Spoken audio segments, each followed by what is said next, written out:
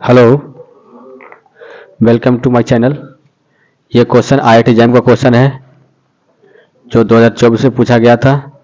Mathematical science का question है ये, ठीक है। एम ए अप्लाइड मैथमेटिक्स वाला क्वेश्चन है। आईआईटी जैम का क्वेश्चन है ये 2024 का, फरवरी में जो एग्जाम हुआ उसी का क्वेश्चन का सोल्यूशन देखिए कैसे करते हैं इसको। यहाँ पे जो क्वेश्चन जो गिवन है वो G is a mapping from R to R. G कोई मैपिंग है, स्मॉल जी यहाँ पे दे रहा है, ठीक है। कंटिन्यूस फंक्शन है और यहाँ से पूछ रहा है कि बीच ऑफ द फॉलोइंग कौन सा ऑप्शन जो है वो इस डिफरेंशियल इक्वेशन का सॉल्यूशन होगा, satisfying this condition, initial condition which is initial condition. तो इसको हम कैसे सॉल्व करेंगे? सबसे पहले हम लोग को यहाँ पे जो गिवन है ना उसको देखेंगे तो ये दिया हुआ है जनरल सॉल्यूशन जो C F plus P I होता है, ठीक है। तो पहले हम लोग क्या निकालेंगे? C F. सी एफ के लिए क्या करेंगे? ऑक्सिलरी इक्वेशन लिखेंगे। ऑक्सिलरी इक्वेशन क्या होगा? ऑक्सिलरी इक्वेशन होता है इसको d y d square y बटा डी एक्स स्क्वायर को रिप्लेस कर देंगे डी स्क्वायर से, plus one equal to zero मान लेंगे। This is a auxiliary equation. तो डी का वैल्यू क्या आया?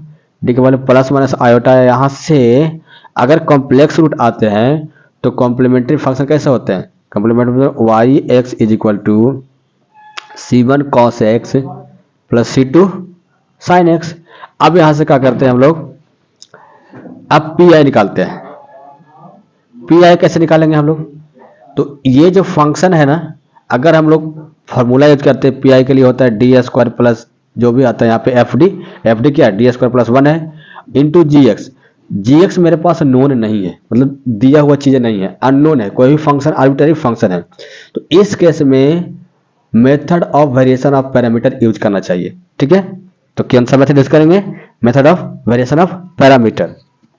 ओके, तो अब method of variation of parameter में सोल्यूशन पी आई कैसे निकलता है? तो उसके लिए पी आई जो निकलता है उसका जो फॉर्मेट होता है y one x into F x plus Y two x into capital G x मैं यहाँ पे देने जा रहा हूँ, ठीक है। ये जो क्वेश्चन में जो ये दिया हुआ आर का वैल्यू, अगर इससे कंपेयर करें, इसे डी कंपेयर करता हूं मैं, second order linear differential equation से कंपेयर करता हूं, तो वो जो मेरे पास आने वाला है वो कैसा आता है देखिए। तो पी और क्यू का वैल्यू निकालेंगे D square Y D x square plus P D Y बटा D X plus Q is equal to are.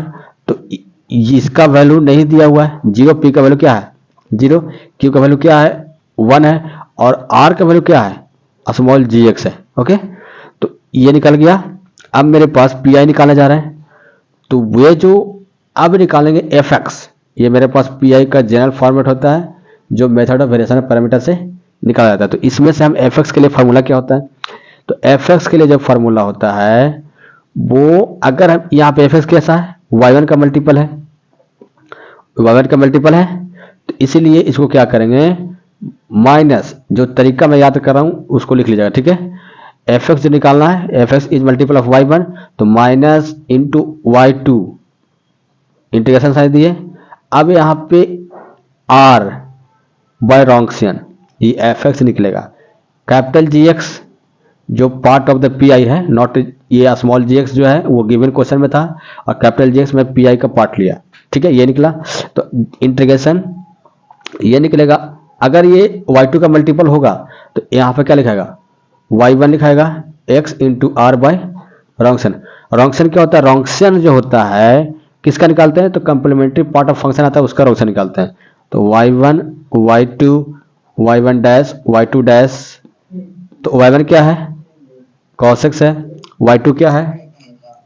y2 मेरे पास sin x है, ठीक है, क्योंकि cos x और sin x क्या है? Part of the complementary function. यहाँ पे देख लीजिए एक बार, ये है y1, ये है y2, ठीक है, उसी का हम लोग रोशन निकाल रहे हैं। अब यहाँ पे cos x का डिफरेंशिएशन माइनस sin x का डिफरेंशिएशन cos x। अगर इसको डिटर्मिनेंट निकालेंगे तो वैल्यू मेरे पास क्या आएगा? 1 आएगा, हेंस रॉन्क्शन इज 1। अब हम लोग पी आई में एफ एक्स और जी एक्स जो दिया हुआ था उसको निकालेंगे। तो f x is equal to क्या दिया हुआ था?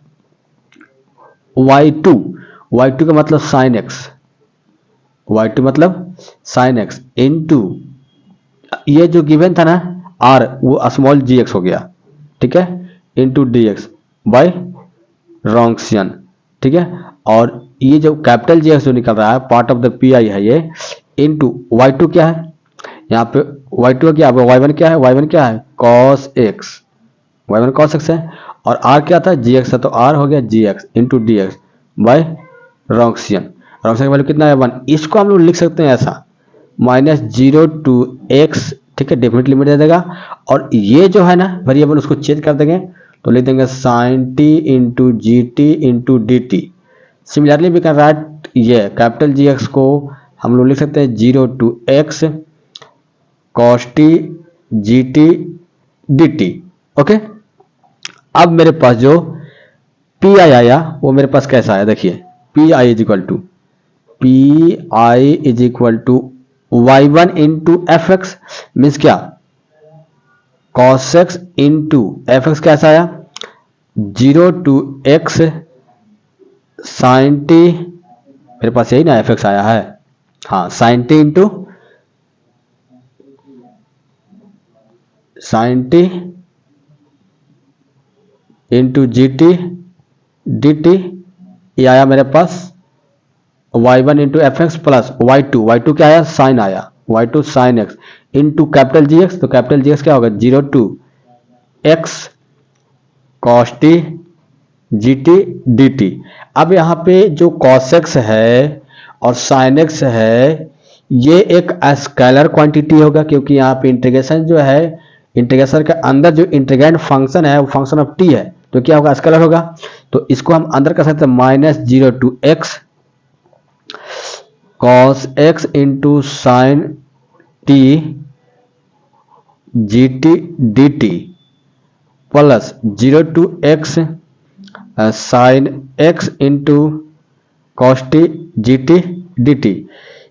इसको हम लोग लिख सकते हैं this can be written as 0 to x, ठीक है, sine x cos T G T D t minus cos x sine t G T D t. इसको और सिंप्लीफाई करके लिख सकते हैं हम लोग ऐसे, ठीक है, इसको मैं लिख सकता हूं 0 to x sine x cos T minus cos x sine T into G T D T. अब ये जो फॉर्मूला है sine A into cos B, sine A into cos B minus cos A into sine B, formula होता है sine ए minus B का।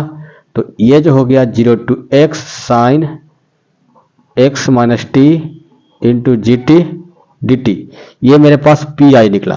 क्या निकला given differential equation का पी आई निकला, ठीक है।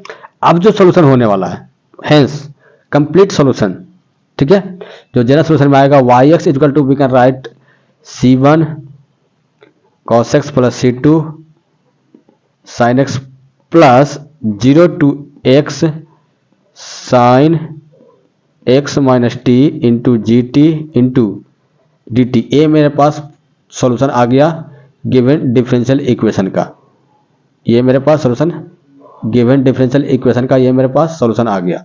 ओके, अब क्या करेंगे, अब इनिशियल कंडीशन।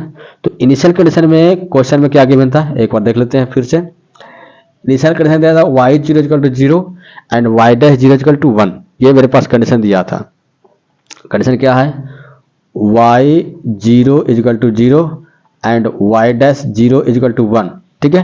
तो y 0 निकालते हैं पहले, तो y 0 is equal to c1 plus c2 into 0 और 0 टू 0 इंटीग्रेट करें तो क्या आ जाएगा 0। यहाँ से इंप्लाई किया कि c1 का वैल्यू क्या आ गया 0। Again y dash x equal to निकालते हैं तो क्या आ जाएगा minus c1 sine x plus c2 cos x plus differentiation with respect to x this function का 0 to x sine x minus t ji t into d t, ठीक है।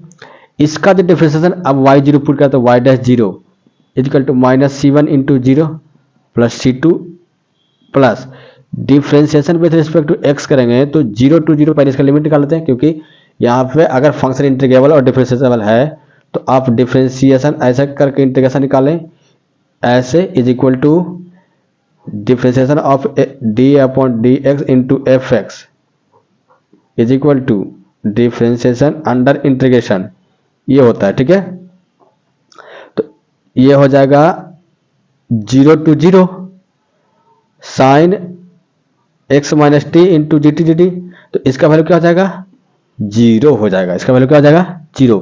Hence जो C2 का वैल्यू जो आया मेरे पास, C2 का value क्या आ जाएगा C2 1 is equal to C2 plus 0 plus 0, hence C2 equal to 1 आ गया 10। रिक्वायर्ड सोल्यूशन जो आया, रिक्वायर्ड सॉल्यूशन जो आया मेरे पास वो आया y x is equal to sine x plus 0 to x sine x minus t G T D T, ये मेरे पास सॉल्यूशन आया। अब ये देखिए कौन सा ऑप्शन यहाँ पे इसके अनुसार दिया हुआ है, कौन सा ऑप्शन में दिया हुआ है, तो मैं देख लेता हूँ एक और क्वेश्चन।